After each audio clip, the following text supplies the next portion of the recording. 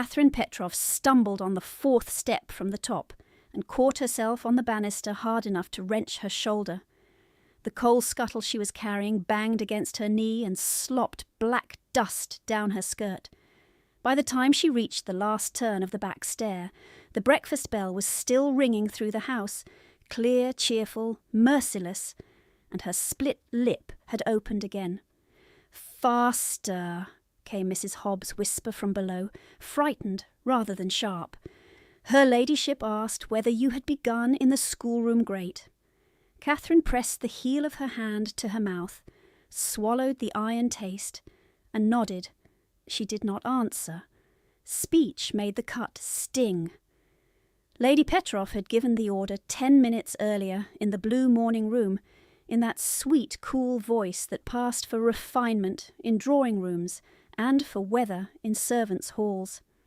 A plain, ungrateful girl should make herself useful before the house had to look at her, she had said, and because Lady Petrov never struck where witnesses stood close enough to object, she had instead tossed a brass paperweight at Catherine's shoulder by accident, when the account book showed an unpaid note she wished unseen. Catherine had flinched, hit her mouth on the desk corner, and been sent to work with blood on her chin. At 22, Catherine occupied every position in the house that no one wished to acknowledge and everyone depended on. Governess to 2 indifferent cousins when they visited, bookkeeper when bills came due, companion when Lady Petrov wanted an audience, scapegoat whenever anything broke, soured, arrived late, or cost too much. This had once been her father's estate, Hawthorne End, a long stone house in Hampshire that sat low among beeches and wet fields and looked, in certain light, as if it had grown from the chalk beneath it. After his death and her mother's, Lady Petrov had come as guardian and remained as sovereign. "Miss Petrov?" "Mrs." Hob tried again, eyes flicking toward the front passage. "You're bleeding." "I know." Catherine shifted the coal scuttle, set it down, and took the rag offered to her.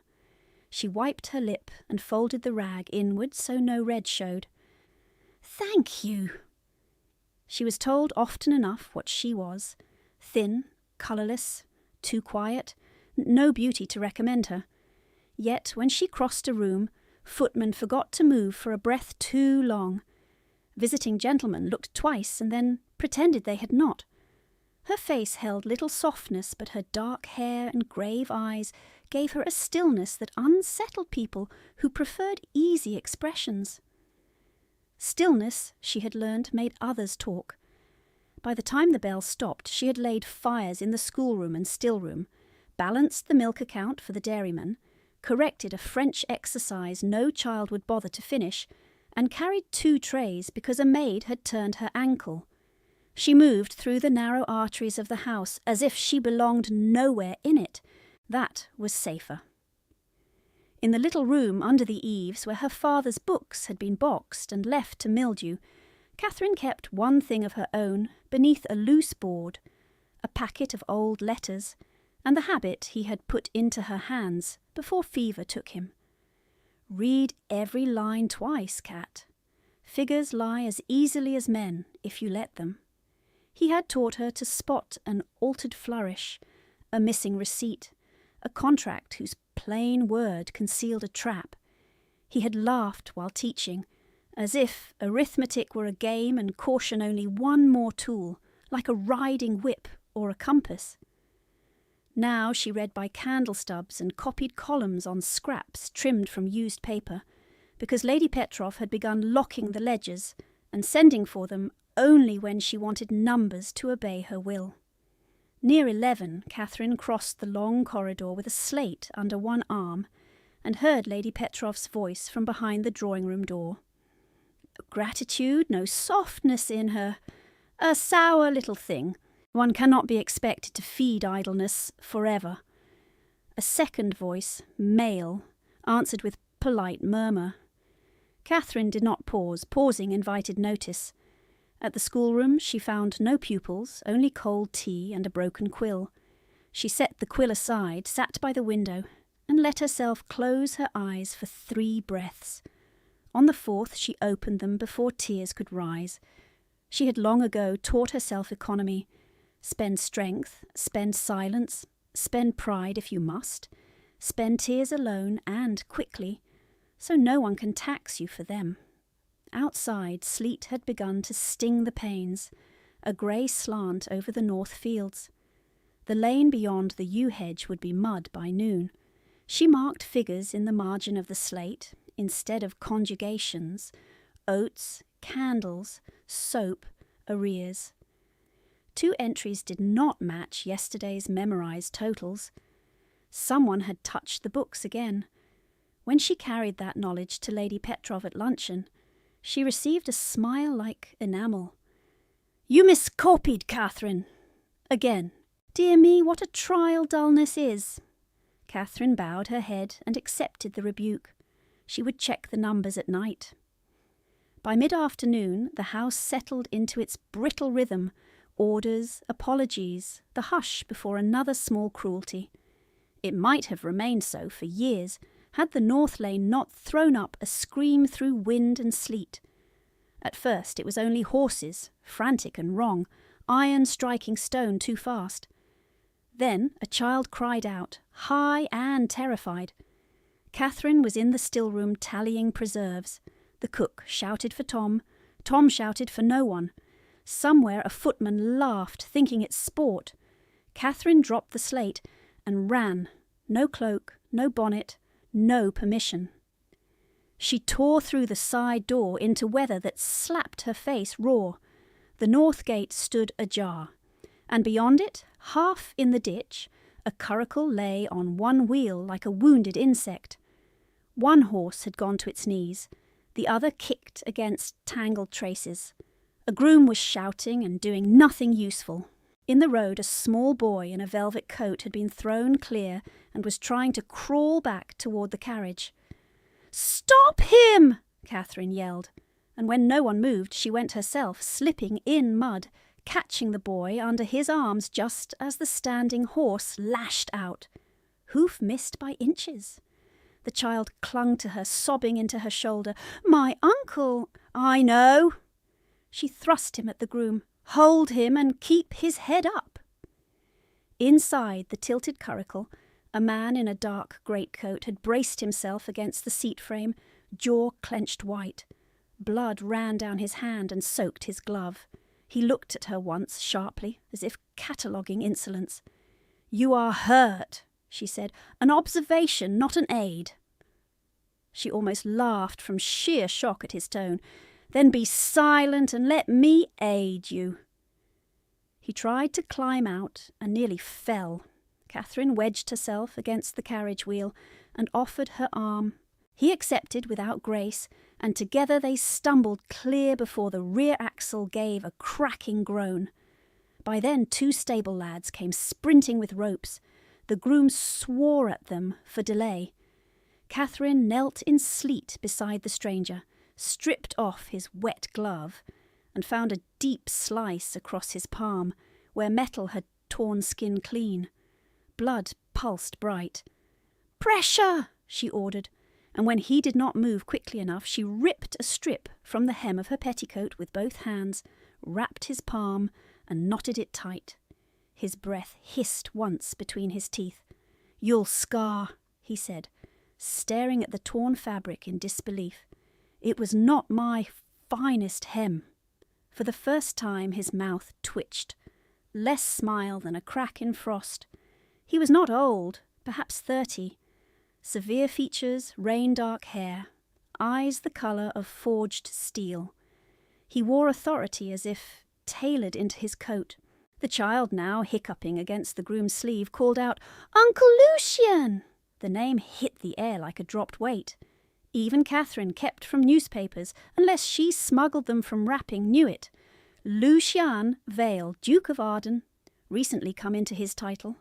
Recently come, if rumour held, into a talent for sorting wrecked estates and collecting debts others had written off as sentimental losses. The Duke rose, unsteady but upright. "My nephew?" "Frightened, not broken," Catherine said. "You should both go inside before you freeze." He looked toward the house, then back at her, gaze taking in her bare head, bloodied lip, muddy skirts, and the torn petticoat tied around his hand. "And you are?" "Miss Catherine Petroff." A pause. Recognition arrived in his face, not as warmth, but as calculation. "Indeed," he said. "Then I am expected here." By evening he stood in Hawthorne End's drawing-room, spotless in fresh linen and black coat, as if sleet and ditch-water had never touched him. His bandaged hand was hidden in a glove cut at the palm. Lady Petroff received him with scented concern and practised regret over the wretched condition of local lanes, then froze by a degree when he presented with cold courtesy the packet of documents in his case. "I regret the urgency," Lord Arden said, voice level enough to chill tea. "But as principal holder of your outstanding notes through Vale Consolidated, I am obliged to review the terms under which this estate currently operates." The room did not move. Even the fire seemed to draw in. Lady Petroff laughed lightly. "Surely such matters are for solicitors, not dinner." "My solicitor is already in Winchester. I am here." He spoke without raising his voice. It carried farther than shouting. Catherine stood near the escritoire with the decanter, filling glasses no one drank. From her place she saw Mrs. Hobbs' hands shake, saw the footman avoid looking at anyone, saw Lady Petroff's smile sharpen as she weighed this new threat against old habits. Debts were not new. Consequences were. Dinner was announced. They went in by precedence and tension. At table, conversation limped through pheasant and turnips. Lord Arden asked precise questions about tenant arrears, timber sales, and repairs long delayed. Lady Petroff answered in floating phrases about weather and generosity, and unfortunate unpredictability. Once his gaze slid to Catherine. "You keep accounts here, Miss Petroff?" "When requested, my lord." "Requested by whom?" "By necessity," she said before she could stop herself. His brow lifted. Lady Petroff set down her fork with a click. "My stepdaughter has a fanciful understanding of numbers," she said sweetly. "She mistakes busy work for skill." Catherine felt heat climb her neck and forced it back down. She counted breaths and folded her napkin edges exact. Across the table sat Mr. Sibley, broad-faced, jewelled, smelling faintly of bergamot and stale wine. He had arrived uninvited 2 days earlier and stayed as if the house were already his. He kept looking at Catherine's mouth. When sweets were brought, Lady Petroff cleared her throat and smiled around the candlelight like a hostess unveiling a surprise entertainment. "Since we are all speaking frankly of obligations," she said, "I have considered an elegant arrangement that would satisfy every party. Mr. Sibley has long admired Catherine's modest virtues. He is prepared to offer for her hand at once, with a settlement most useful in addressing temporary pressures upon the estate." Silence struck the table flat. Mr. Sibley beamed and dabbed his lips. "I am a practical man, Your Grace. No romance nonsense. I value obedience in a wife." Catherine thought absurdly of the horse's hoof missing the child's skull by inches. Lady Petroff continued, "A fortnight should suffice for preparations. Catherine is not formed for society, so simplicity will spare us all trouble." Lord Arden's expression did not change. "You propose to settle debt by marriage." "I propose," Lady Petroff said, "to secure my stepdaughter's future and preserve this household from public embarrassment." Mr. Sibley leaned toward Catherine with proprietary confidence. "You'll find me kind if properly managed." Something cold and bright opened behind Catherine's ribs. She set down her spoon with care. "No," she said. Lady Petroff did not look at her. "Children often protest before they understand their own advantage. I am not a child. Then do not behave like one. Catherine turned to Lord Arden because he was the only one in the room with legal power and no pretence of affection. My lord, do debts transfer by coercing women into contracts they have not read? A muscle moved in his jaw. I'm not party to this proposal. Yet your claim makes it possible. Lady Petrov snapped. Enough! You forget yourself. Catherine stood. Her chair scraped loud against parquet. For one wild instant she imagined taking the silver candlestick and striking something, wall, mirror, custom, until noise replaced obedience. Instead, she placed her napkin beside her plate and spoke so evenly that her own voice startled her. I forget nothing. She left before she was dismissed, which was itself a kind of violence in that house. In the dark passage beyond the dining room, her hands began to shake. She pressed them to the panelling until they steadied. Through the door she heard murmur, then Lady Petrov's laugh, brittle and bright as broken glass. By midnight, the servants knew. News travelled through floorboards better than heat. In the scullery, Polly cried and said she would hide Catherine in the laundry cart. Old Briggs muttered that Sibley beat his dogs and once locked an apprentice in a cellar for 2 days. Mr. Pistlan's sketty.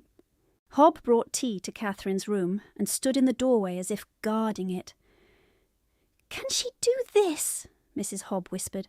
Catherine looked at the warped ceiling where rain tapped at the slate. She can try. If the marriage went through, she would lose the last legal thread tying her to Hawthorne End. Anything left of her father's holdings would flow into Sibley's hands by right of husband, and Lady Petrov's books, already full of altered sums, would be buried under his signatures. The tenants would answer to men who called cruelty management. The servants who had shared crusts and kindness with her would have no ally in rooms where wages were decided, and she, who had survived by reading every line twice, would be expected to sign herself away under witnesses and lace. Worse than fear was the clarity of it. This was not humiliation any more, not pinpricks and insults one could outlast by becoming smaller. This was purchase. She lit one candle, then another, and drew from beneath her mattress the notebook where she copied figures in secret. In the margin she wrote names, dates, amounts, discrepancies. Sibley, Arden. Note due Michaelmas. Timber sale missing receipt. Coal overbilled 3 times. She wrote until dawn, silvered the window, and her split lip cracked again when she yawned.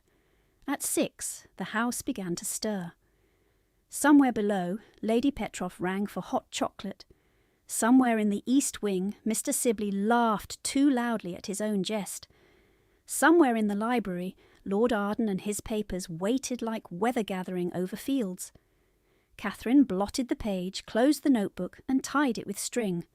Her pulse was steady now. If they meant to sell her, they would first have to prove she was theirs. She untied the string again before breakfast and slipped the notebook into her sleeve. The corridor outside her room smelled of damp wool and beeswax. As she descended the back stair, she heard voices from the library, Lord Arden's low, precise baritone, Lady Petrov's lighter notes, all gracious concern and injured dignity. Catherine paused at the turn where the carved baluster hid her from view and listened despite herself. Naturally, you may inspect whatever papers you require, Lady Petrov was saying, though I fear my late husband's methods were untidy, and Catherine's little attempts at assistance only worsened confusion. Untidy is not the same as inconsistent, Lord Arden replied.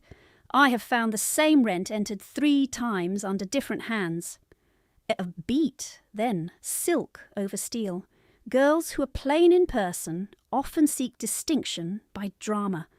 Yesterday's theatrics in the lane were very much of a piece. Catherine's fingers tightened on the rail. And her errors in accounts, Arden asked, constant. But she is emotional.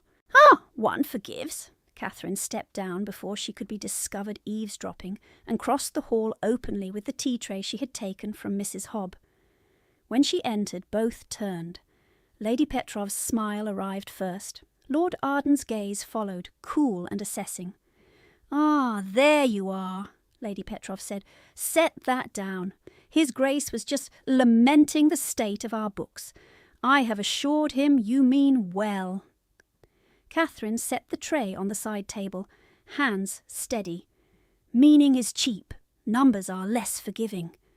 Lord Arden's eyes narrowed a fraction, as if measuring whether insolence and competence could inhabit the same person. "Stay," he said, "not rude, not gentle. An instruction." Lady Petrov's lashes lowered. "Surely Miss Petrov has schoolroom duties. She has account knowledge. I would hear from her directly." Catherine stayed. The ledgers lay open across the desk like bodies after battle. Columns crossed out, margins crowded with different inks, receipts missing where there should have been bundles tied by quarter. Lord Arden lifted one page with his gloved hand. "Who altered this?" he asked. Catherine looked. Wheat sales for September had been reduced by 30% on one line and restored on another under a rounded hand she recognised as Mr. Flinch, the steward. But the balancing entry had been made in Lady Petrov's own sharp script. "Not I," she said. "Who, then?" "If I accuse without proof, I do your work, and Lady Petrov's gossip at once." Lady Petrov gave a soft, wounded sound. "You hear how she speaks to me?" Lord Arden ignored her. "Proof is exactly what I am seeking, Miss Petrov. Your refusal does not inspire confidence." His mistrust struck harder than Lady Petrov's mockery, though she had expected no rescue. For a moment she simply met his gaze and let the hurt pass through her into anger. "Then do not be inspired, my lord," she said quietly. "Be accurate." She reached past him, not touching, to another ledger, and flipped 3 pages to the coal account. "Same supplier invoice copied twice, then once more under household sundries. Total inflated by £12.08, here and here." He leaned in. His expression did not soften, but attention sharpened. "Anyone with access could do that." "Yes. And you had access." "Yes. And motive, if you wished to discredit Lady Petrov." Catherine laughed once, a small sound without mirth. "I have no need to forge sums to discredit her. She is efficient at self-demonstration." Lady Petrov stood abruptly. "I will not sit while this girl slanders me in my own house." "In my debtor's house," Lord Arden corrected, still looking at Catherine. "Sit." Lady Petrov sat. By noon, every servant knew His Grace had questioned Miss Petrov as if she might be thief or conspirator. By 1, Lady Petrov had improved the story. Catherine had flirted, argued, cried, and attempted to put blame on respectable persons. By 2, Mr. Sibley told the grooms he admired spirit in fillies, but intended to break it early. Catherine heard each version while carrying laundry lists, mending a torn primer, and searching drawers for missing receipts that had vanished between one bell and the next. She learned that rumour moved fastest where truth had to climb stairs. At dinner that evening, Mr. Sibley took the chair beside her without invitation. "You gave me a fright yesterday," he said, carving beef as if dividing land. "No gratitude at all when a gentleman offers to set you up." "I have no wish to be set anywhere," Catherine replied. He chuckled. "You'll like me better once we are wed. I am strict, mind, but fair. I don't permit sulks."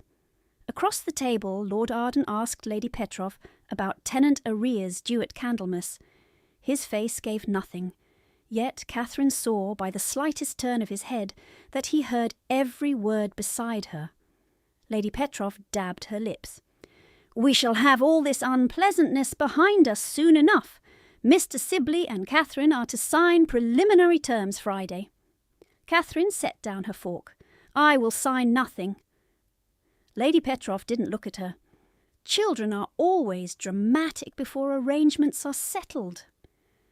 Mr. Sibley leaned close enough that Bergamot clung in Catherine's throat. "Don't make a scene, kitten." Catherine turned her head and spoke to him with perfect clarity. "If you address me so again, I will introduce your face to this gravy boat." He blinked, then laughed too loudly. "There, Your Grace. See what a wit!" Lord Arden's mouth tightened at one corner, almost imperceptibly. Later, in the passage, he stopped her with a word. "Miss Petroff," she faced him.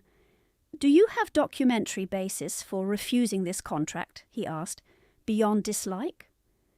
"Is no longer documentary enough?" "It is, morally, not always legally." "You ask as creditor or magistrate?" "As neither, as a man who has seen bad contracts executed very quickly." "Then perhaps you might slow this one." He looked at her for a long moment. "Bring me evidence I can stand on in court. I do not move on sentiment." "Of course not," she said, and left before her voice could shake. Rain came that night and did not stop. By morning the yard was a churn of mud, carts sunk to hubs, tempers short as kindling. In the stable, young Ned Jarvis, 15, all elbows and devotion to horses, coughed through his chores until he dropped a bucket and could not straighten. Catherine saw him from the kitchen passage, bent over, shivering though his forehead shone. She crossed the yard under a shawl and knelt in straw beside him. "Ned, look at me." His eyes were bright and unfocused. "Can't breathe proper, miss." His chest rattled with each pull of air. Pneumonia, her father would have called it, then sent at once for a surgeon and mustard plasters and blankets warmed by the range. "Get him inside," she told the head groom. The man shifted, embarrassed. "Her ladyship said no stable dirt in the house." Then into the tack room and heap every blanket on him. "Now!"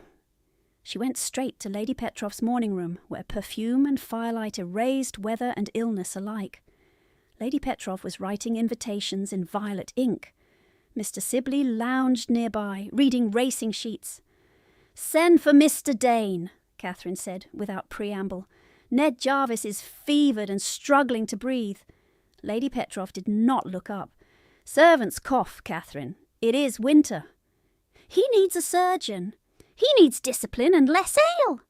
"He is 15. "Mr." Sibley smirked over his paper. "Let the brat sweat it out." Catherine took one step closer to the desk. "If he dies because we delayed, I will see his death named where records are kept." Now Lady Petroff looked up. "Is that a threat?" "It is a promise of accuracy." Lady Petroff's eyes hardened. "You overstep daily. You will not order expenses in this house." Catherine held her gaze. "Then dismiss me after he is treated." "No, you will remain where I place you and do as you are told." The words struck like a familiar blow, but Catherine had already moved past fear into something narrower and stronger. She rang the bell herself. When the maid appeared, startled, Catherine said, "Take a horse to Winchester. Fetch Mr. Dane. Tell him Hawthorne End will pay double if he comes at once." The maid looked to Lady Petroff. "If you move," Lady Petroff said icily, "you are discharged." Catherine answered for the maid. "Go." The maid went. "Mr." Sibley pushed back his chair. "By God, this one needs breaking." Catherine did not look at him. "Try." By afternoon, Mr. Dane arrived spattered to the hat brim, cursing roads and landlords in equal measure. He bled Ned, prescribed poultices and broth, and said under his breath to Catherine in the passage, "Another 6 hours and he'd likely have drowned in his own lungs." Lord Arden came upon them there, removing wet gloves. "Will he live?" "If the regimen is followed," Mr. Dane said, "and if he is kept warm." Lord Arden nodded once, then looked at Catherine. "Who sent for the surgeon?" "I did." Against instruction? Yes. He studied her face as if re-entering a calculation with new terms.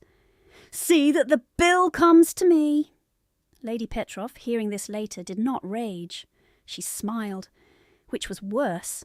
That evening she received 2 neighbouring ladies in the yellow drawing-room and spoke where voices carried. Poor Catherine has always been excitable, she confided with sorrowful composure. I fear she confuses attention with care. One must watch such girls. They invent crises and attach themselves to authority. Laughter, sympathetic and sharp. Catherine crossed the landing above and kept walking. By supper the story had become that she had burst weeping into Lord Arden's arms over a coughing stable boy. She almost admired the speed of it. Friday brought paper. Mr. Sibley's solicitor arrived with a leather case, inkstand, and that air of professional neutrality men wore while facilitating small legal murders. In the library, a fire burned too hot. Lady Petroff sat near it with lace cuffs immaculate. Mr. Sibley stood at the mantel, thumbs in his waistcoat. Lord Arden occupied the far side of the desk, there to review estate notes, not matrimonial contracts, or so everyone pretended. Catherine was summoned. The solicitor bowed. Miss Petroff, if you will sign here and initial each page, we may proceed efficiently. He turned the document so she could see the blank line waiting for her name. She did not sit. I have not read it. Lady Petroff sighed. Must we endure theatrics? Lord Arden said. Let her read. Mr. Sibley snorted. It's standard language. Then it will survive scrutiny, Arden replied. Catherine read every line twice. Dowry provisions wrapped in benevolent phrasing. Transfer of movable property upon solemnization. Husband's discretion over residence, correspondence, household allowance. Penalty clauses if bride refused conjugal cohabitation without demonstrable medical cause. No mention of Hawthorne End directly, yet a side agreement tied to debt consolidation gave Sibley management rights by familial alignment upon marriage. She reached the final page and set it down. No, Lady Petroff's fan snapped shut. On what ground? On all of them. Mr. Sibley's face reddened. You think you can do better. Look at you. You should be grateful any man's... Mr. Sibley. The single phrase from Lord Arden cut cleanly across him. Do not mistake necessity for entitlement. Sibley swallowed, furious. Lady Petroff turned to Arden with injured poise. You see what impossible position she places us in. Perhaps for her own good she should be sent to relatives in Kent until her temper improves. Catherine spoke before he could answer. I have no relatives in Kent. A school, then, Lady Petroff continued, as if Catherine were furniture. Somewhere discreet. Enough, Arden said. The room held still. He addressed Catherine without softening. If you intend to resist this, produce legal grounds stronger than refusal. I cannot nullify private intent by preference. Catherine met his gaze and felt, for the first time, not only anger but direction. Evidence, he had said. Ground he could stand on. She had spent years surviving, not yet striking. Then I shall find grounds, she said. She left, with every eye on her back. In her room, under the eaves, rain ticking against slate, she went to the box of her father's books. Mould had freckled the leather. Pages stuck where damp had kissed them. She pulled out volumes at random first, sermons, Roman history, a cracked almanac, then forced herself to think as he had taught her. If you wished to hide a paper from thieves, place it where only a reader would look. Atlas. The old county atlas lay at the bottom, spine split, corners gnawed by time. Inside its front board her father had once tucked notes on field boundaries. Catherine lifted the cover and felt resistance at the hinge, a stiffness not from age alone. She slid a knife tip beneath the paste-down seam. A folded packet slid free, sealed in dark red wax impressed with her father's signet. P over hawthorn sprig. Her hands went cold. She broke the seal. The first sheet was a codicil to his will, properly witnessed, dated 6 months before his death, and never entered in the probate copy Lady Petrov had shown the household. The language was blunt where most legal writing wandered. In the event my daughter Catherine Petrov be induced, compelled, or otherwise constrained into marriage for the satisfaction of debt or advantage of any guardian, such marriage shall not prejudice her sole inheritance in Hawthorn End and appurtenant lands. Any guardian seeking to enforce such union shall forfeit administrative control, and trusteeship shall pass under petition to the Court of Chancery until Catherine Petrov acts in full consent and majority.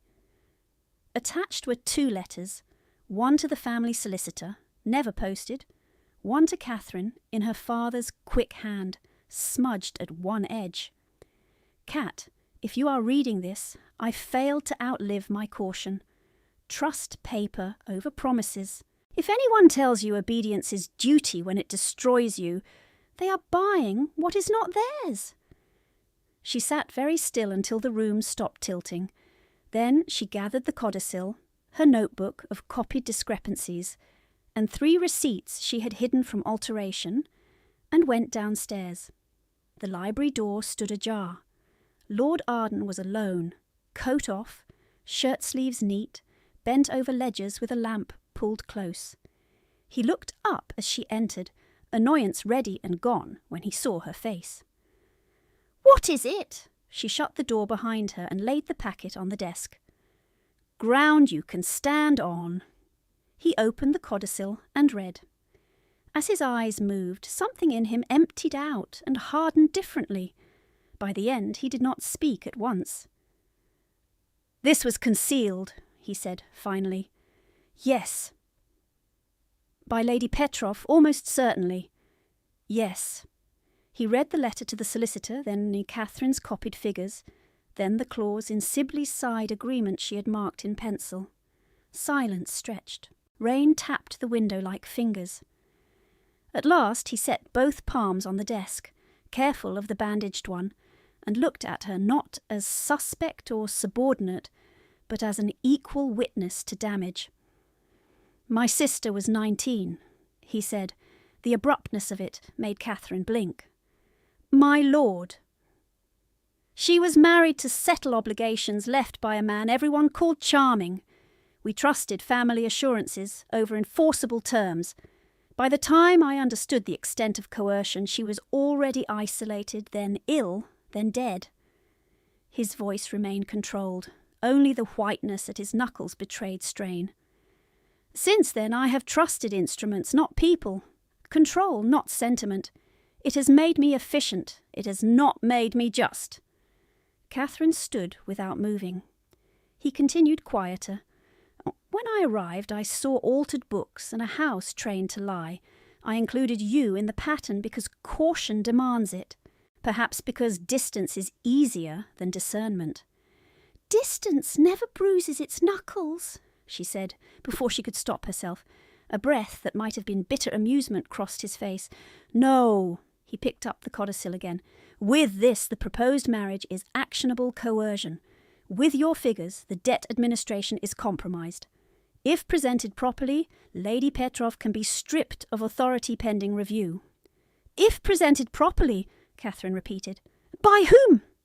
"By counsel, by petition, by procedures that take months," she said, "during which she will hide papers, coach witnesses, and send me to Kent where I do not exist." His jaw set. "Then we move quickly." She shook her head once. "No, I move." He stared at her. "I will carry these to the magistrate myself," she said, "in person. If I send them by anyone else, they can be delayed, misplaced, purchased, denied. If I speak, at least the record will show I spoke. You understand what that invites. Public scrutiny, slander.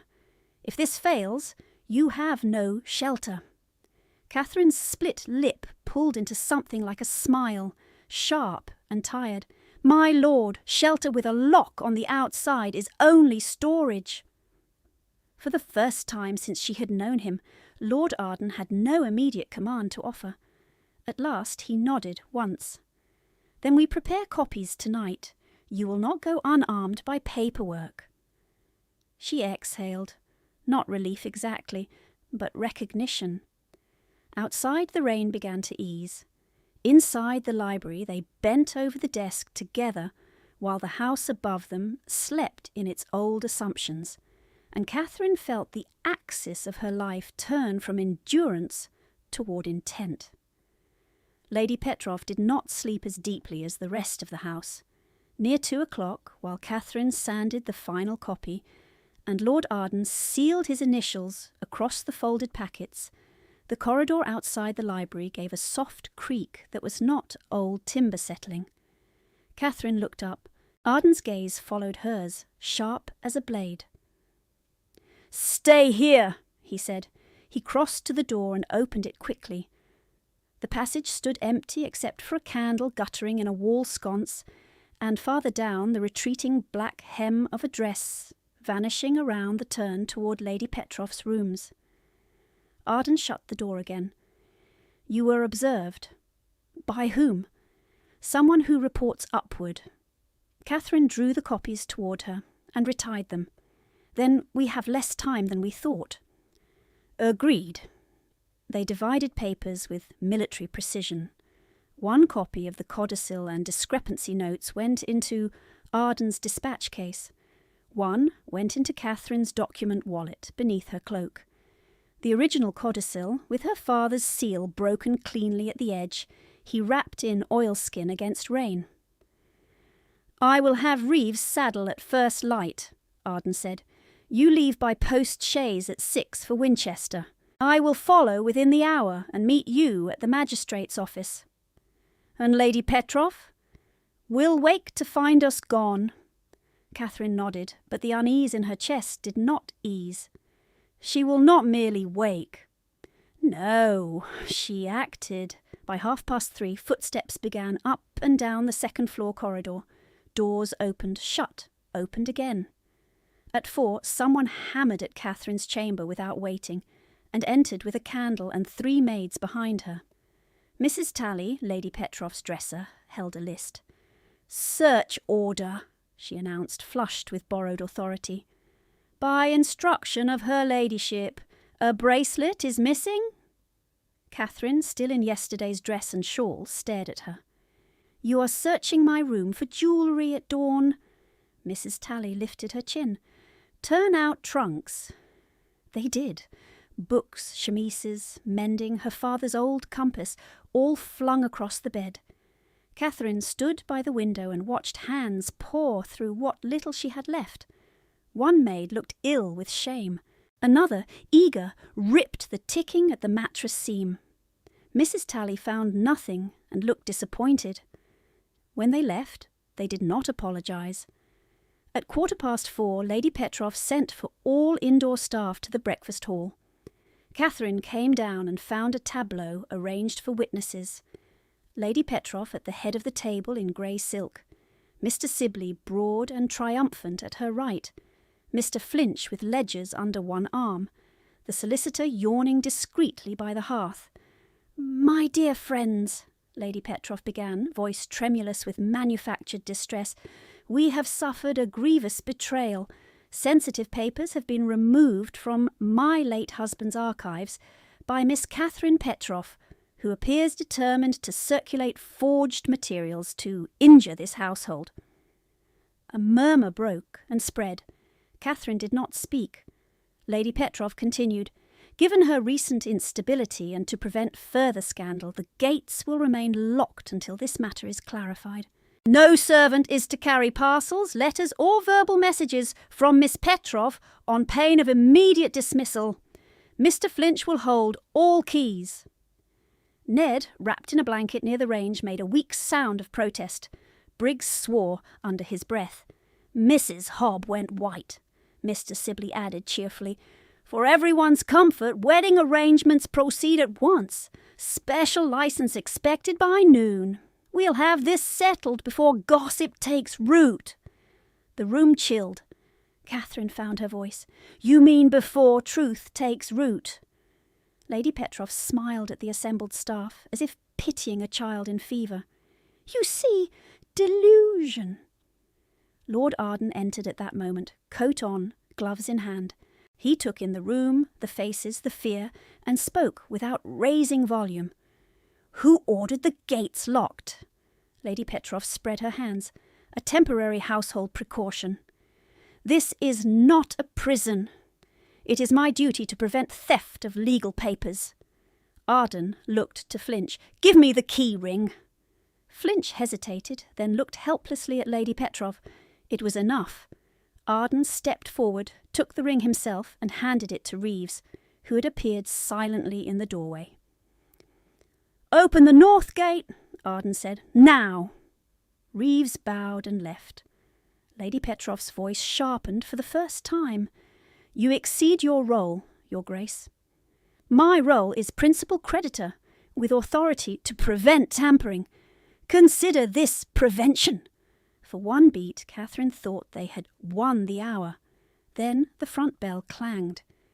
A constable entered, hat wet, truncheon at hip, with a folded paper in his hand, and apology in his eyes. "Beg pardon, my lady. Complaint lodged from Hawthorne End regarding stolen property recovered in Miss Petroff's effects." Mrs. Talley lifted a handkerchief parcel like a theatrical prop. Inside, on white lawn, lay Lady Petroff's pearl bracelet. Catherine's stomach dropped so hard she tasted bile. "That is planted." The constable looked miserable. "Maybe so, miss, but complaint stands. I am to request you remain available for examination before the petty sessions. Today, if possible." Lady Petroff put fingertips to her temple. "How dreadful!" Arden stepped between Catherine and the constable. "She will remain available through me. You may inform the bench that Miss Petroff is under my surety pending immediate legal consultation in Winchester." The constable blinked. "That is irregular." "So is this household." He held Arden's stare, then nodded slowly. "I'll carry the message, Your Grace. But if she absconds, she will appear where law is actually read." When he left, the breakfast hall remained suspended in shock. Lady Petroff recovered first. "You shield her boldly. One wonders why." Catherine answered before Arden could. "Because facts do not improve by being strangled in drawing rooms." But the damage had landed. Servants had seen a bracelet in her chamber, a constable at the door, and a duke forced to intervene. Even truth, when it came, would arrive limping behind that spectacle. If Lady Petroff succeeded now, Catherine would lose more than freedom. She would lose credibility. A forged girl thief did not inherit estates. A hysterical daughter did not petition Chancery. A woman named Unstable could be married off before dinner and thanked for it afterward. By 5, the house had split into camps too frightened to name themselves. Catherine went straight to the library for the original codicil. Arden unlocked his dispatch case, then stopped. The oilskin packet was gone. He checked again methodically, every compartment, every tied bundle. Receipts, debt schedules, his correspondence, the copied codicil, the discrepancy notes, everything in order except the one folded original with her father's seal and letter. "No," Catherine whispered. Arden's face emptied. "I locked this myself." "With whose key?" "My own, in my room." "Who has access?" "Reeves, me, housemaids if instructed." He swore once, low and vicious. "And anyone who can pick a traveller's case." Catherine gripped the desk edge until her fingers hurt. The room seemed to tilt again, as it had when she first read her father's words. Only this time there was no handhold. "The copy is still valid," Arden said quickly. "Witnessed by me, by date, by—" "By you," Catherine said. "A creditor disputing my guardian. They will call it convenient." He did not deny it, She pulled open drawers, searched under papers, in map tubes, behind the atlas shelf, irrationally certain it must be nearby. Nothing. The place where the original had sat was now an absence so bright it burned. Someone knocked once and entered before answer. Mrs. Hobb, cheeks wet, apron askew. "She's sent Polly away," Mrs. Hobb blurted. "No character, no wages, just turned her into rain with a bundle. Said she spread lies." Catherine closed her eyes. Polly, who had ridden for Mr. Dane, who had looked at Lady Petroff and still gone. Where? Rode to Alresford, I think. She had nowhere else. Another cost. Another person punished for standing near her. Arden crossed to Mrs. Hobb. "Get Reeves quietly and send Briggs to the East Yard." When she fled, he turned back to Catherine. "Listen to me. We proceed." "With what? Half-proof and your title?" "With sworn affidavit from Mr. Dane regarding Ned's neglect, and copies of altered ledgers cross-matched to supplier books in town." "With your testimony in person, with enough to open inquiry and compel production of originals." "Compel Lady Petroff to surrender the paper she stole?" "Yes." She laughed once, harshly. "If it still exists." The bell rang upstairs, imperious and immediate. Lady Petroff summoning. As if nothing had happened except breakfast. Catherine did not move. Arden's voice softened by a fraction. "Miss Petroff." "I am so tired," she said, and hated the tremor that escaped. "I have done everything correctly for years, and they still throw mud and call it law." He stepped closer, then stopped at proper distance, as if permission still mattered even now. "Correctness was never your failing. Their impunity is." For one dangerous second she wanted to lean into that sentence, into the offered steadiness, and simply stop fighting. Instead she straightened. "I will not cry in this room." "Then don't." She wiped her face with the heel of her hand, furious to find it wet anyway. "If we go now, she will claim I fled examination. If we stay, she will bind you to Sibley by noon." Catherine stared at the fire until the blur cleared. "Then we do not wait for noon." A commotion rose in the front passage. Male voices, one of them Sibley's, one Flinch's. A door slammed. Reeves appeared breathless. "Your Grace!" Postmaster sent word. "The chaise you booked has been cancelled on Lady Petroff's authority. No hired carriage will collect from this address until her account is settled." "Of course," Catherine thought. "Control the road, control the narrative." Arden nodded once, decision hardening. "Then we use the old mail cart from the tenant barn. Briggs can harness." Reeves hesitated. "Flinch has taken the harness locks." Catherine almost laughed again at the obscene efficiency of obstruction. Nothing was immediate now. Every path cost someone else a job, shelter, safety. Every hour invited a new trap. Her plan had not merely met resistance. It had been exposed, discredited, and stripped of its strongest proof before she reached the gate. And still she had to move. Lucian Vale had built his adult life on one rule: anticipate weakness before your enemy does. Yet, as he climbed the back stair to his chamber to search once more for the missing codicil, he knew with nauseating clarity that the weakness this time had been his own confidence. He had assumed a lock and rank would suffice for one night in a hostile house. He had assumed vigilance meant control. He had assumed, as always, that he could absorb risk himself and keep collateral contained. Collateral now had a split lip and rainwater on her hem, and the composure of someone carrying the weight of 3 ruined households at once. In his room, he shut the door and stood still until the pulse in his injured palm throbbed through bandage and glove. On the dressing table lay the miniature he carried in a plain silver frame.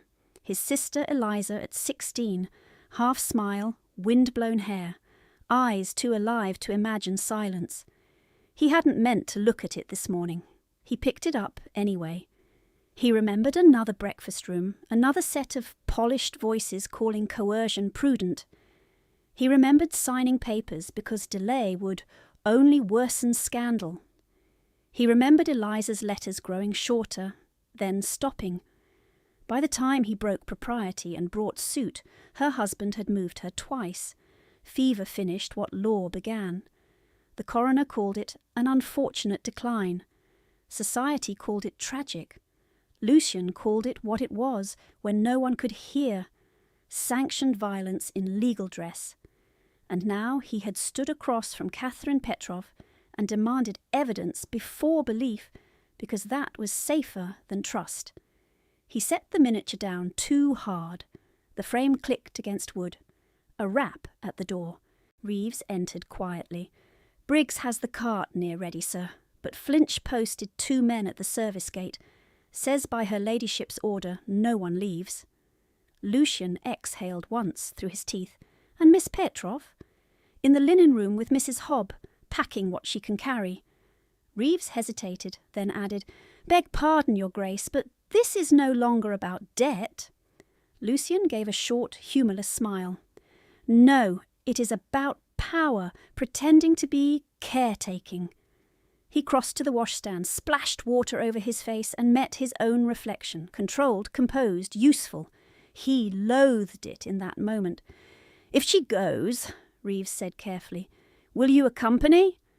Lucian paused. Every protective instinct in him said no. Keep her inside legal cover. File emergency motion. Send men, not Catherine, into the public chamber where she could be shredded by insinuation. That was the orderly route. It was also, he now understood, another version of confinement with better manners. He had promised himself after Eliza that he would never again mistake management for mercy. "Yes," he said, "I accompany. But if I cannot reach her in time, you are to assist her passage regardless of my instruction." Reeves looked startled, then bowed. "Yes, sir." When he left, Lucian opened his writing case and pulled one sheet. He wrote 3 lines to his solicitor in Winchester. "Prepare immediate petition under coercive marriage and fiduciary fraud. Receive Miss Catherine Petrov as primary declarant. Any delay, file under my name and liability." He sanded it, sealed it, and gave it to a groom, with orders to ride hard and trust no intermediate hands. Then he stood at the window overlooking the east lawn and watched first light thin the dark. He felt fear, plain, unadorned, humiliatingly human, that he would fail this woman in the same way he had failed his sister, not by malice but by a fatal half-second of procedural caution, while harm moved faster. He picked up his coat and went to find Catherine. Lady Petrov made her final move at 6:10. She did not scream. She convened. In the small morning salon, with its painted shepherdesses and gilded clock, she assembled Mr. Sibley, the solicitor, Mr. Flinch, and, most damningly, the Reverend Colbury from the neighbouring parish, dragged from his rectory bed with promises of urgency and donation. Catherine entered at Lady Petrov's summons and stopped in the doorway. Lady Petrov held up a folded paper. "Special licence has arrived. Mr. Sibley and I have agreed the ceremony will occur at 9 in the little chapel at South Mere. Quietly, compassionately, before this unfortunate episode grows uglier." Reverend Colbury looked as if he wished to be anywhere else. "Miss Petrov, I would of course require your spoken consent." "Which she will give," Lady Petrov said, smiling. Catherine's voice came calm and flint hard. "No, Mr." Sibley pushed off the mantle. "Enough games!" Lady Petrov's expression chilled. "Then hear me plainly. If you leave this house without my sanction, I will proceed on the theft complaint and attach an affidavit of instability signed by staff under oath. You will be detained, publicly examined, and ruined before any magistrate hears your fairy story about hidden codicils." She turned slightly, eyes glittering. and every servant who aids you will lose place, reference, and roof by sunset, including Mrs. Hobb, who is old and expensive, and Ned Jarvis, who can be put out despite his cough if one is strict about economies. The threat landed exactly where meant. Catherine felt the room narrow to a point. She saw Mrs. Hobb's bent shoulders, Polly on a wet road, Ned shivering under blankets, tenants whose rents were ink on other people's pages. If she stayed, they would consume her slowly and call it duty. If she ran, they would punish everyone in reach and call it consequence. The door opened behind her. Lord Arden stepped in, coat buttoned, mud on his boots. "This meeting is over," he said. Lady Petroff laughed softly. "On what authority?" "On mine." "Your authority does not extend to marriage law." "No," he said, "but it extends to fraud, coercion, and obstruction of creditor process. Continue, and I will have this house sealed, pending inquiry." Mr. Sibley barked a laugh. "Bluster!" Arden took out a folded dispatch and laid it on the table. "Filed at dawn to Winchester. If Miss Petroff fails to appear by noon, affidavit names each of you, by name." For the first time, Flinch looked frightened. Lady Petroff recovered in a breath. "Then perhaps Miss Petroff should remain comfortably here under supervision until noon, to demonstrate she is neither fleeing nor coerced. A most reasonable compromise." She looked at Catherine with a sweetness that promised burial. Catherine understood then. There would be no negotiated path, no orderly extraction with everyone spared. Lady Petroff would tighten until something broke. The only question was what? She bowed, not curtsy, not submission, only acknowledgement that she had heard.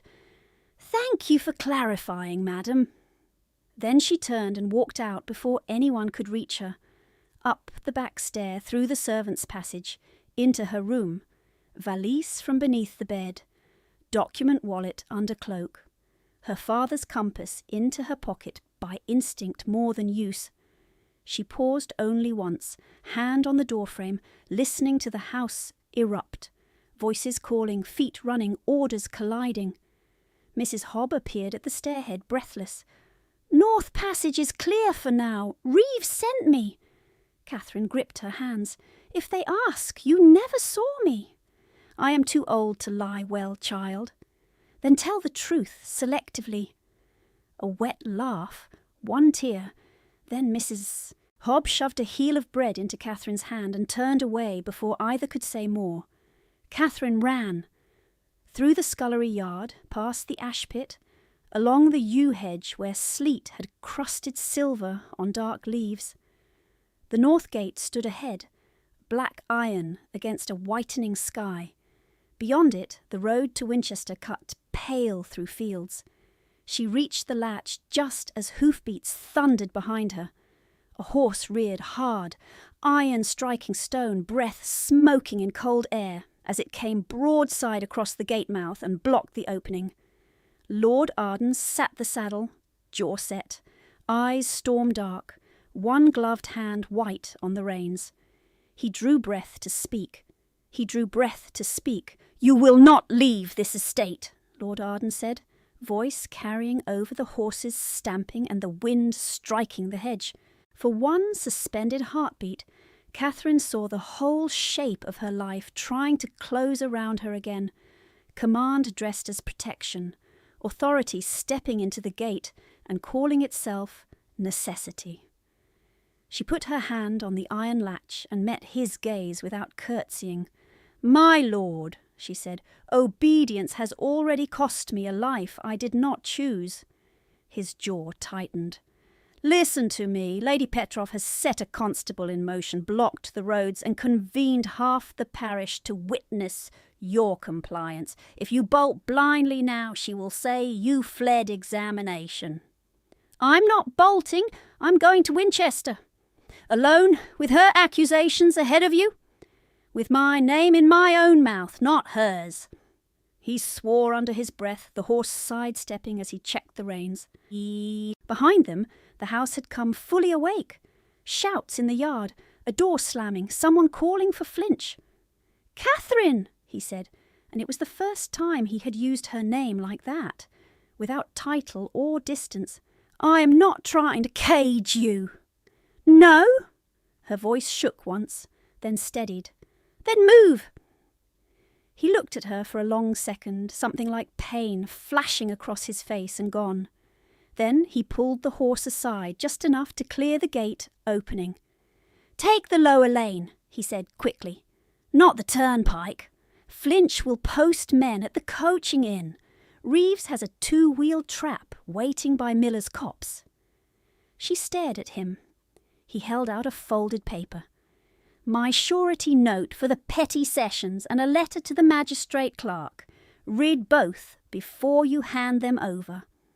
Footsteps pounded from the stable yard. "Mr. Sibley's voice carried loud and angry. "Stop her!" Arden leaned down from the saddle, low and fierce. "Go now." Catherine took the papers, stepped through the gate, and ran. The lane sucked at her boots. Frost cracked over puddles where rain had frozen thin. By the time she reached Miller's copse, her lungs burned and her valise felt packed with stone. Reeves stood by a mud-spattered trap, with one grey mare already hitched, cap pulled low. "Up, miss," he said. "No lamps till we clear the ridge." She climbed in, clutching the document wallet under her cloak. Reeves snapped the reins. The mare lurched forward. They had gone less than a mile when a rider appeared behind them, then another. Reeves glanced back once. "Flinch's men." "Can we outrun?" "Not on this road, but we can outthink if you hold your nerve." He cut left through a farm track barely wide enough for wheels, bounced them between hedges, and brought them hard around the back of a tithe barn where a milk wagon stood loaded for market. "Down!" he ordered. Catherine jumped. Reeves thrust her valise into the milk cart under sacking. "You ride as card as kin to the bridge," he said. "Magistrate Lane from there. I'll draw them off." "No, Miss Petroff." His rough voice gentled. "You asked for truth selective. This is mine." He touched 2 fingers to his cap and wheeled the trap back into the track just as hoofbeats closed. Catherine crouched among milk cans while the dairyman's wife, who asked no questions, clucked her tongue and snapped her old horse onward. Behind them came shouts, then fading thunder of pursuit going the wrong way. By the time Winchester's low roofs rose through mist, Catherine's hands had gone numb from gripping Arden's folded notes. She read them in the cart shadow before she climbed down. The first, in Arden's hand, plain and uncompromising. "Miss Catherine Petroff appears under my surety solely to give direct declaration regarding coercion, fiduciary fraud, and unlawful restraint at Hawthorne End. Any attempt to detain her on domestic complaint before hearing shall be considered obstruction and answered accordingly." The second, shorter, was for her. "Do not argue to be believed. Argue to be recorded. Facts first, dates second, motive last." L.V. Catherine folded both notes back into her glove and walked to the magistrate's office. The chamber smelled of wet wool, ink, and old oak. 3 justices sat at the raised table. Mr. Halwick, red-nosed and impatient. Sir John Merrow, careful-eyed, and Mrs. Agnes Bellamy, widowed landholder and the one person in the room who looked at Catherine as if she might be telling the truth before proving it. A clerk sharpened quills near the window. 2 constables stood by the door. Lady Petroff was already there in mourning grey and pearls, handkerchief poised. Mr. Sibley stood at her shoulder, swelling with offended respectability. Flinch held a stack of ledgers. Mrs. Tally sat behind them, eyes down. Reverend Colbury hovered near the back, pallid. Lord Arden had not yet arrived. Mr. Halwick peered over spectacles. "Miss Petroff, complaint has been made of theft and unstable conduct. Lady Petroff further alleges you have removed household papers and intend malicious misrepresentation. Lady Petrov gave a soft sob at precisely the right moment. Catherine stepped forward.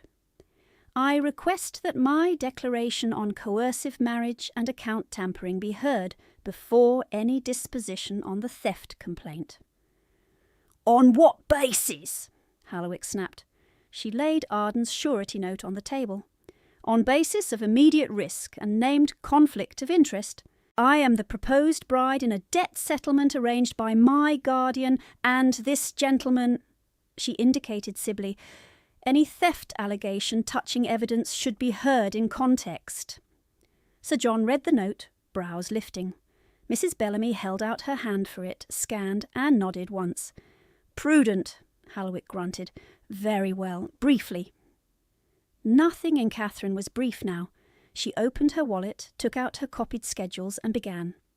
October 3rd, coal invoice from Briggs & Sons, £38, copied 3 times under separate headings. October 12th, wheat sale reduced in margin, then restored in balancing entry under 2 hands. November rent roll altered after signature day. December side agreement attached to proposed marriage transferring management rights by familial alignment. Flinch interjected. Clerical untidiness only. Miss Petrov has long struggled with nervous fancies. Catherine did not raise her voice. Mr. Flinch, what was the net from South Timber Lot sold on September 21st? He blinked. I'd have to consult. You entered £21 in estate income. Yes. She lifted a receipt. Sawyer's duplicate from town records states £46, less carriage. Who took the difference? A stir ran through the room. Flinch flushed. Those figures include prior quarter adjustments. Then show the adjustment entry. He opened the ledger, turned pages too fast, stopped nowhere. Lady Petrov stepped in smoothly. This is exactly what I described. A distressed girl assembling random papers to dramatize grievance. The true issue is her theft and her refusal to accept a suitable marriage made for her welfare. Catherine turned to the justices. I refuse because consent under financial threat is not consent, and because my father's codicil forbids coerced marriage tied to debt. Hallowig pounced. Where is this codicil? There it was, the wound she had carried all morning. The original was removed from a locked case overnight, Catherine said. I have a full copy made before dawn, initialed by Lord Arden. Sibley barked a laugh. Convenient ink! Lady Petrov spread her hands sadly. A forged copy by a besotted creditor and an unwell girl. Mrs. Bellamy's voice cut through. Do not call women unwell to save argument, Lady Petrov. Address the paper. The clerk took Catherine's copy and passed it up. Sir John read silently, lips moving over the legal phrases. Hallowig frowned. Witnesses named Thomas Briggs Sr. and Elias Trent. Briggs Sr. deceased. Trent. A voice from the back. Present. All heads turned. Elias Trent, bent but steady, came forward with his hat in both hands. Catherine recognised him only when he spoke again. The old steward who had retired to his daughter's farm before Lady Petrov dismissed half the old household memory. I witnessed Master Petrov sign that codicil, Trent said. Thomas Briggs Sr., father to old Briggs, stood witness beside me, and I carried a second to Mr. Baines, solicitor in Alton, but was turned away by Ladyship's order after Master died. Told probate was settled and my services no longer required. Lady Petrov went white beneath powder. This man is senile. Trent lifted his chin. Senile remembers where the atlas was kept and who told me never speak of it if I wanted my pension. Catherine's pulse hammered. She had not known he existed, had not summoned him. But she did not cede the ground. Mr. Trent, did my father discuss why he drafted it? Aye, said he'd seen guardians barter daughters and would not have his used for debt. Silence. Even Halwick stopped shuffling papers. Then Lady Petrov struck back hard. "She is still a thief," she said, voice sharpening. "My pearl bracelet was found in her mattress, tick, this morning." Mrs. Tally lifted the parcel with shaking hands. The clerk took it, set it on the table. Catherine looked at it once and knew, not by magic, by habit, read every line twice, read every object twice. "May I examine?" she asked. Halwick shrugged. "If you must." She picked up the bracelet, pearls evenly matched, clasp gold filigree with an LP monogram. Her own needlework fingers traced the tiny hinge. "This clasp was repaired yesterday," she said. Lady Petrov snapped. "Nonsense!" Catherine held it toward Mrs. Bellamy. "New solar line, brighter than surrounding gold, and the jeweller's prick mark. There, near the hook. J. Pritchard, Winchester High Street. Mrs. Tally, did you take this to Pritchard yesterday at noon?" Tally's mouth opened, closed. Sweat beaded at her lip. I... Catherine did not relent. "You passed me in the corridor after luncheon with your cloak on, and no basket. You were gone 40 minutes. If the bracelet was mended yesterday, it cannot have been missing long enough to be discovered this dawn in my bedding, unless placed there after repair." Tally began to cry. "Her ladyship said only frighten you, said no one would truly charge," Lady Petrov hissed. "Be silent!" Too late. Sibley lunged forward, red-faced. "This is a circus! You can't take a servant's panic over a gentleman's contract." Arden's voice came from the doorway, cold as drawn steel. "Sit down, Mr. Sibley." He entered with rain on his coat, and Mr. Dane behind him, carrying a medical bag. Reeves stood in the corridor beyond, mud to his knees. Arden bowed minimally to the bench. "Apologies for delay. I submit affidavits from Surgeon Dane regarding deliberate neglect of stable boy Edward Jarvis contrary to household duty, and from my coachman Reeves regarding unlawful attempts to block Miss Petrov's departure this morning." Halwick blustered. "Your Grace, this is expanding beyond—" "Exactly where it belongs," Mrs. Bellamy said. Mr. Dane stepped up. "Boy would likely have died without immediate call. Miss Petrov summoned me against explicit refusal by Lady Petrov and Mr. Sibley." Sibley swore. Sir John rapped the table. What followed was not swift, it was grinding, ugly and exact. Flinch denied, then contradicted himself twice under ledger questions Catherine drove with clipped precision. Dates, sums, signatures. Tally sobbed through admission that Lady Petrov had ordered the room search and told her where to hide the bracelet. Reverend Colbury, pressed, confessed he had been asked to stand ready for a marriage that morning for the girl's moral stabilization. Mrs. Bellamy's mouth went hard at that phrase. Lady Petrov fought every inch, turning from indignation to tears to outrage to wounded widowhood. "I fed her, clothed her, endured her ingratitude for years," Catherine answered, not loud but final.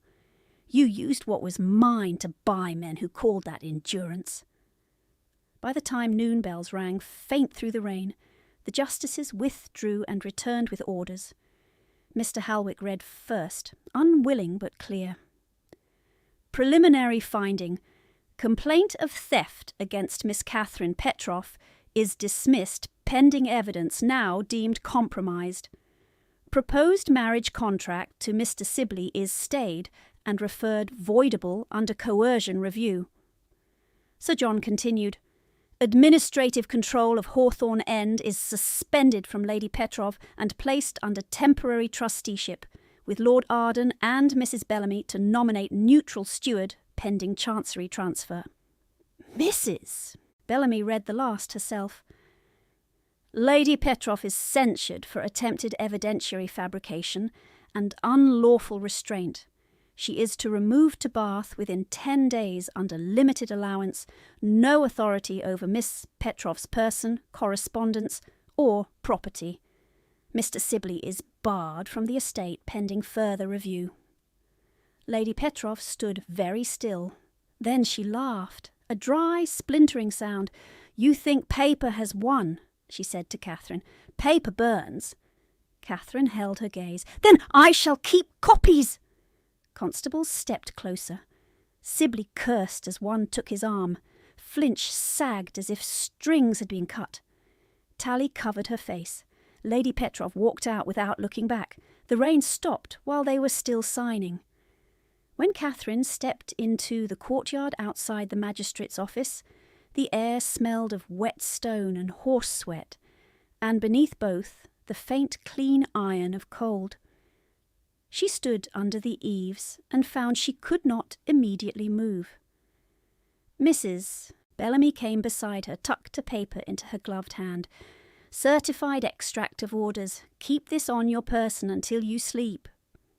"I may never sleep again," Catherine said, and to her surprise Mrs. Bellamy smiled. "You will. You'll simply wake with work worth doing." Mr. Dane clumped down the steps, muttering about fools and lungs, tipped his hat at Catherine and strode off toward his gig. Reeves appeared with a flask and did not offer sympathy, only practicality. "Sip, miss!" She did. Across the yard, Arden spoke quietly with Sir John, then turned and came toward her. For a moment she feared he would say something formal, some polished phrase of legal success. Instead, he stopped at arm's length and asked, "Have you eaten?" Catherine blinked. "Bread. Possibly yesterday. Then we remedy civilization before strategy." A startled laugh escaped her, brittle and real. "Is this your method of recovery, my lord? Cold meats and constitutionalism." "It is the method I know." A pause. "I am willing to learn yours." She looked at him, really looked beyond title and command, at rain-damp hair, exhausted eyes, the hand still bandaged where she had tied torn petticoat days ago. Something in her chest unclenched by a degree. "I don't know mine yet," she admitted. "That is allowed." They walked to a nearby inn parlour where the fire smoked and the broth was too salty. Catherine wrapped both hands around the bowl and tried, for the first time in months, to feel her own body as something other than a tool under threat. Exhaustion came in waves. Relief came stranger, thin at first, then suddenly fierce enough to hurt. At one point she set down the spoon and said quietly, "When you blocked the gate, I thought—" "I know what you thought." His voice was low. "You were right to think it." She met his eyes. He did not look away. "I spoke from fear and old habit. I would undo it if I could." "You moved." "Yes." They let that stand. By late afternoon, papers were copied, notices dispatched, and arrangements made for a neutral bailiff to attend Hawthorne End at dawn. Catherine signed where needed, each stroke of her name steady. No one guided her hand. As the light thinned, she stood by the inn window watching carts pass, and felt the day settle behind her like a door closing. Not an ending. A threshold. 3 weeks later, Hawthorne End smelled of lime wash, fresh bread, and upheaval. Carpets were being beaten in the South Hall. Flinch's office had been emptied to bare shelves, while the new steward, Mr. Harrow, checked every lease against tenant receipts under Catherine's supervision. Ned Jarvis, pink-cheeked and still thin, carried school slates to the old morning room that had become a schoolroom by decree and hammer. Polly had returned with 2 trunks and tears, and now argued cheerfully with the cook over ink stains. On a pale afternoon, with wind in the beeches, Catherine stood in the library, her library now by law, though transfer seals were still in process, sorting her father's ledgers into 3 stacks, true, uncertain, tainted. Her sleeves were rolled. There was charcoal on her wrist. The split lip had healed. A knock sounded on the open door frame. Lord Arden, coat dark against the light, hat in hand. "Am I announced?" he asked, "or merely tolerated?" "Neither. You are expected at 4 for tenant wage revisions. Then I am early and therefore vulnerable. She set down a ledger and faced him. To what, precisely? To honesty. He stepped in, shut the door softly behind him, and for once seemed to have rehearsed nothing. Catherine, may I speak plainly? You are unlikely to survive otherwise. He huffed a short laugh, then sobered. After Winchester, I told myself I would wait. Let your house settle. Let your authority stand without my shadow near it. Give you space not to feel cornered. He glanced down, then back up. I discovered waiting does not quiet anything. It only strips excuses.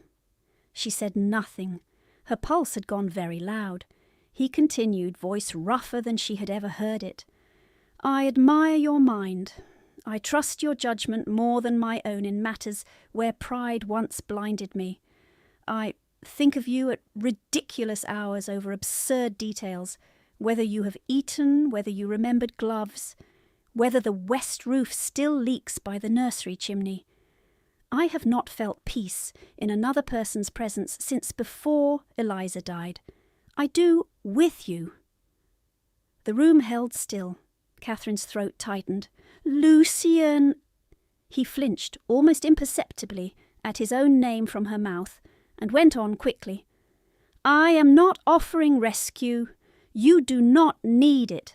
I am offering courtship, if you will have it, toward marriage if we both choose it, with contracts drafted in your solicitor's office, reviewed line by line, amended by you without apology. Property retained in your name?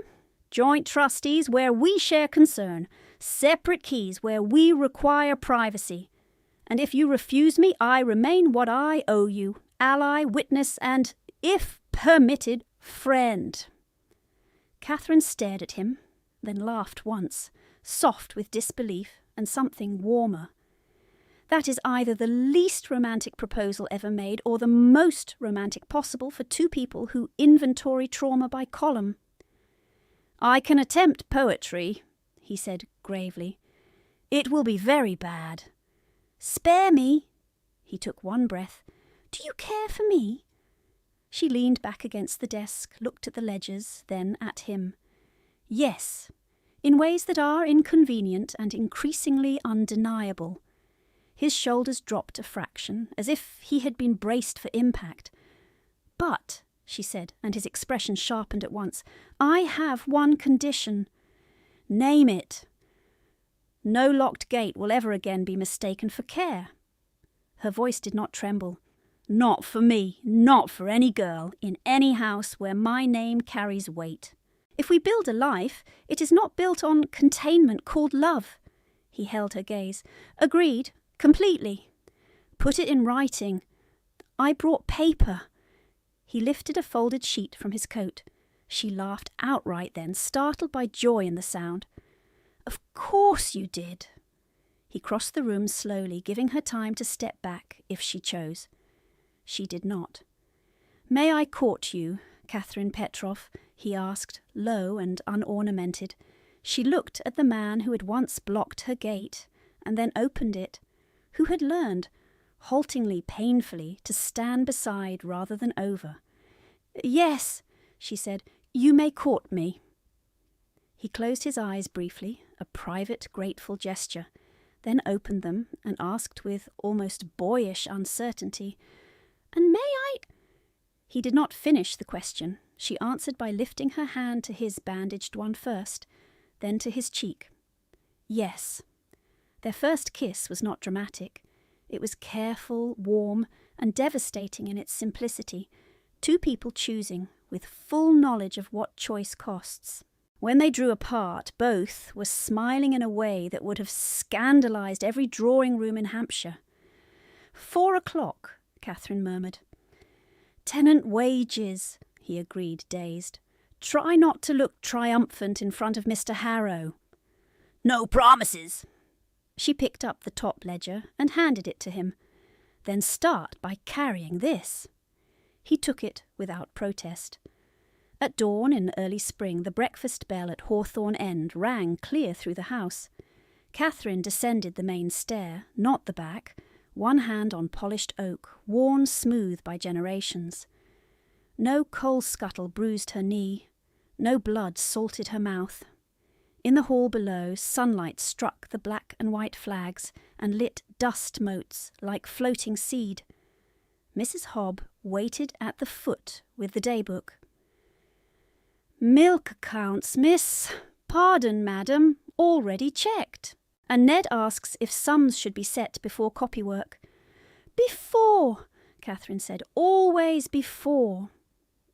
In the old morning room, 6 tenant children bent over slates, while Polly sets out ink and tried to keep them from blotting one another. Ned, still cough-prone in damp weather, proudly read aloud from a geography primer and only stumbled twice. On the wall hung a new map, the atlas page restored and framed. At 11, Mr. Harrow brought revised wage sheets to the library. Catherine reviewed each line twice, amended 2 rates upward, and signed. No one reached for the pen before she did. In the yard, a hired carriage stood loaded with trunks trimmed in tarnished brass. Lady Petroff, veiled and rigid, paused before stepping in. Catherine came to the door with Mrs. Bellamy at her side and the allowance documents in hand. Lady Petroff did not remove her veil. "You enjoy this?" Catherine considered, then answered honestly. "No, I enjoy that you cannot do it again." Lady Petroff's gloved fingers tightened on the carriage rail. "You are your father's daughter. He was tiresome too." "Safe journey to Bath," Catherine said. The carriage rolled away. By afternoon, Mr. Sibley's final notice arrived. Legal language, blotted signature, no triumph left in it. He had withdrawn all matrimonial claim under sanction. Flinch awaited hearing in town. Tally had gone to a sister in Portsmouth. References withheld, but wages paid by Catherine's order, because cruelty did not need to be inherited to be stopped. Toward evening, Catherine walked the North Lane alone. At the iron gate she paused. It stood open now in daylight hours by standing instruction, hinges newly oiled, latch repaired. Beyond, fields lifted green under a lowering sun. Hoofbeats sounded behind her. She turned to see Lucian approaching at an easy canter, hat tipped back, expression unguarded. He reined in at the gate and dismounted instead of blocking the way. "Madame," he said, mock formal, offering his arm. She took it. Together they stepped through the open gate toward the road, and this time nothing in the world mistook that movement for escape.